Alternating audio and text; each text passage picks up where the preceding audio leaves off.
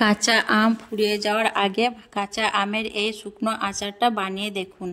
ভাবতেই পারবেন না যে এত সহজে এত সুন্দর আচার বানিয়ে নেওয়া যায়। আচার আমরা কম বেশি প্রত্যেককে বানিয়ে থাকি, তবে এই পদ্ধতিতে আমের আচার তৈরি করলে সবথেকে সেরা মনে হয় খেতে। আর খেয়ে তো পুরো অবাক হয়ে যাবেন।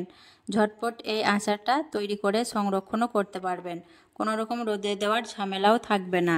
আর আচারটা দেখুন, প্রত্যেকটা আম কিন্তু শুকনো আর গোটা গোটা রয়েছে, ভেঙেও যায়নি আর গলেও যায়নি। এই আচারটা এরকম শুকনো আর গোটা গোটাই হবে।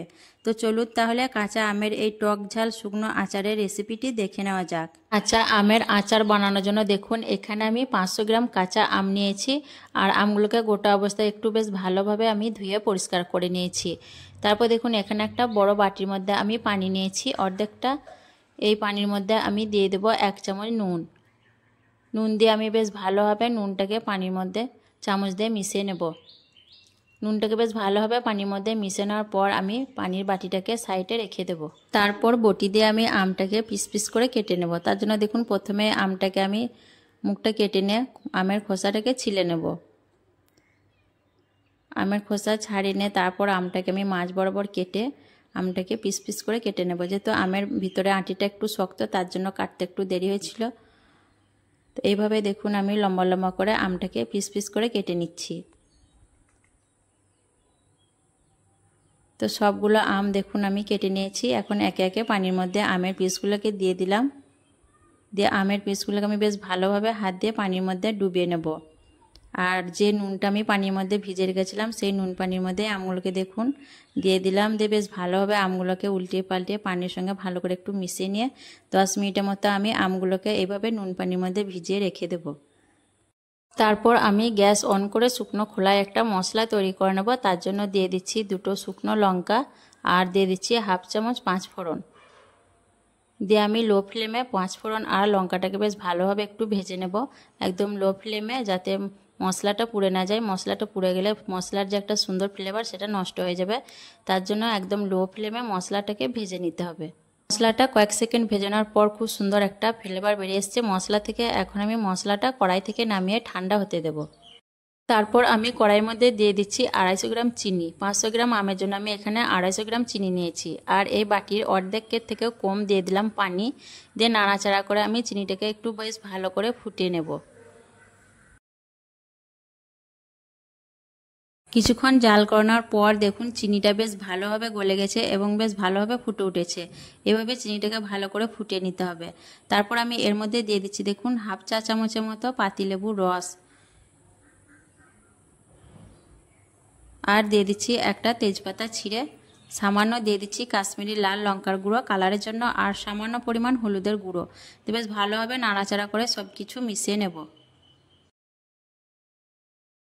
ভালোভাবে নাড়াচাড়া করে মিশিয়ে নেওয়ার পর এখন আমি যে আমগুলোকে নুন পানির মধ্যে ভিজিয়ে রেখেছিলাম সেই কেটে রাখা আমগুলোকে দেখুন বেশ ভালোভাবে পানিটাকে ঝরিয়ে নিয়ে তারপর আমি কড়াইয়ের মধ্যে দিয়ে দিচ্ছি।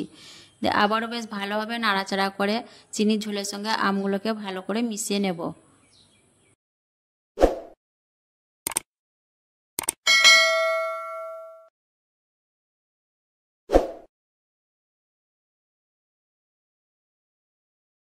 ভালোভাবে নাড়াচাড়া করে মিশিয়ে নেওয়ার পর এখন আমি ঢাকনা চাপা দিয়ে আমগুলোকে একদম মিডিয়াম ফ্লেমে 10 মিনিটের মতো হতে দেব। 10 মিনিট পর আমি ঢাকনা খুলে নিচ্ছি, দিয়ে একটু নাড়াচাড়া করে নেব। আর আমগুলো দেখুন খুব সুন্দরভাবে কিন্তু সেদ্ধ হয়ে গেছে। 10 মিনিট রান্না করার পর আমগুলো কিন্তু ভেঙেও যায়নি আর গলেও যায়নি। দেখুন প্রত্যেকটা আম কিন্তু গোটা গোটায় আছে। আর এই পর্যায়ে আমি গ্যাসের ফ্লেমটাকে লোতে দিয়ে দিলাম। দিয়ে তারপর দেখুন আগে থেকে আমি যে মশলাটাকে ভেজে রেখেছিলাম সেই মশলাটা আমি শিলেতে আধ ভাঙা করে গুঁড়ো করে নিয়েছি। এইভাবে করে মশলাটাকে আধ ভাঙা করে গুঁড়ো করে নিলে খাবার সময় মুখে পড়লে খেতে বেশ ভালো লাগে।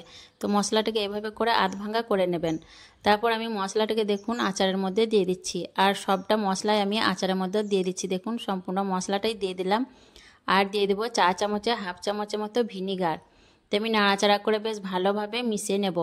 আর আচারটা যদি 1 সপ্তাহের মতন রেখে খেতে চান তাহলে ভিনিগারটা দেওয়ার কোনো প্রয়োজন নেই। আর যদি 1 মাস বা 1 বছর সংরক্ষণ করে খেতে চান তাহলে ভিনিগারটা অবশ্যই দেবেন। তাহলে দেখবেন আচারটা কোনো রকম খারাপ হবে না, অনেক দিন সংরক্ষণ করে খেতে পারবেন। আর আচারের মধ্যে দেখুন এই যে পাতলা ঝোলটা দেখছেন, এই ঝোলটা কিন্তু ঠান্ডা হওয়ার পর অনেকটাই টেনে যাবে। আচারটা ঠান্ডা করে নিলে বেশ ভালোভাবে ঠান্ডা করে নেওয়ার পর এই ঝোলটা কিন্তু অনেকটাই টেনে যাবে। আর এই পর্যায়ে আচারের এই ঝোলটা একটু হাত দিয়ে চেক করে দেখে নিতে পারেন। দেখুন আমি দেখিয়ে দিচ্ছি।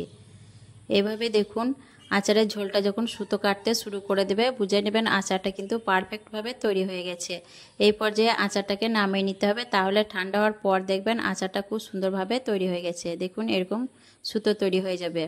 তো এখন আমি আচারটাকে একটু নাড়াচাড়া করে নিয়ে গ্যাসের ফ্লেমটাকে বন্ধ করে দেব। তারপর আমি ঢাকনা দিয়ে বেশ ভালো করে আচারটাকে ঠান্ডা করে নিয়ে তারপর আপনাদের পরিবেশন করে দেখিয়ে দেব। ভালোভাবে ঠান্ডা করে নেওয়ার পর দেখুন দেখিয়ে দিচ্ছি। আর আচারটা দেখুন ঠান্ডা হওয়ার পর অনেকটাই ঝোলটা টেনে গেছে, একদম শুকনো শুকনো হয়ে গেছে। আর আমগুলো দেখুন একটা আমও গলেও যায়নি আর ভেঙেও যায়নি, আমগুলো দেখুন একদম গোটা গোটা আছে। এইভাবে এই আচারটা একদম শুকনো আর গোটা গোটাই তৈরি করতে হবে, আর খেতে কিন্তু দারুণ লাগে। তো এইভাবে অবশ্যই একবার এই আচারটা বাড়িতে বানিয়ে দেখবেন। তো আমি দেখুন পরিবেশন করে দিচ্ছি। অবশ্যই একবার কাঁচা আম ফুরিয়ে যাওয়ার আগে এই আচারটা বাড়িতে বানিয়ে নেবেন, দেখবেন তৈরি করা খুবই সহজ আর খেতেও কিন্তু দারুণ লাগে। তো অবশ্যই একবার বানানোর রিকোয়েস্ট রইল এই আচারটা। আর কেমন লেগেছে আজকের এই আচারের রেসিপিটা, টক ঝাল মিষ্টি শুকনো এই কাঁচা আমের আচার তৈরি কেমন লেগেছে অবশ্যই কমেন্টে জানাবেন। ভালো লাগলে লাইক করবেন, শেয়ার করবেন আর আমার চ্যানেলটি সাবস্ক্রাইব করে আমার পাশে থাকবেন। আসবো আবারও অন্য কোনো রেসিপি নিয়ে। সকলে ভালো থাকবেন, সুস্থ থাকবেন। আল্লাহ হাফেজ।